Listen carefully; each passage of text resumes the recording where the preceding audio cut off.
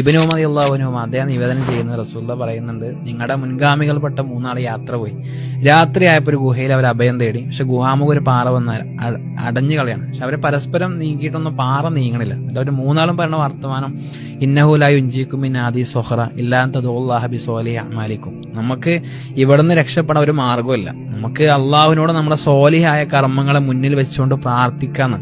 എന്നിട്ട് അവർ 3 ആളും അവരെ ഓരോ നന്മ ഇങ്ങനെ എടുത്തെടുത്ത് അള്ളാഹിന്റെ മുമ്പിൽ പറയുന്നുണ്ട്. അവരന്ന് ചെയ്തിരുന്ന മുൻപ് ചെയ്ത കർമ്മങ്ങൾ, ആ കർമ്മങ്ങളുടെ കൂടെ അവർ വെക്കുന്ന ഒരു പ്രയോഗമുണ്ട്. ആ പ്രയോഗം നമ്മൾ ഇന്നോളം നമ്മൾ കുറേ പണിയെടുക്കുന്നുണ്ട്, കുറേ അധ്വാനിക്കുന്നുണ്ട്, നമസ്കരിക്കുന്നുണ്ട്, തഹജ്ജുദ്, ഖുർആൻ പാരായണം ചെയ്യുന്നുണ്ട്, നോമ്പ് എടുക്കുന്നുണ്ട്, സ്വതക്ക കൊടുക്കുന്നുണ്ട്, സക്കാത്ത് കൊടുക്കുന്നുണ്ട്, ഒക്കെ ഉണ്ട്. പക്ഷെ അവര് പറഞ്ഞ ആ ഒരു വാചകത്തെ പോലൊരു വാചകം പറയാൻ പറ്റുമെന്ന് ആലോചിക്കണം. അവർ അള്ളാഹുവിനോട് പറയുന്ന വാക്ക്, അല്ലാഹുമ്മ ഇൻ കുൻതു ഫഅൽതു ദാലിക ഇബ്തിഗാഅ വജ്ഹിക്.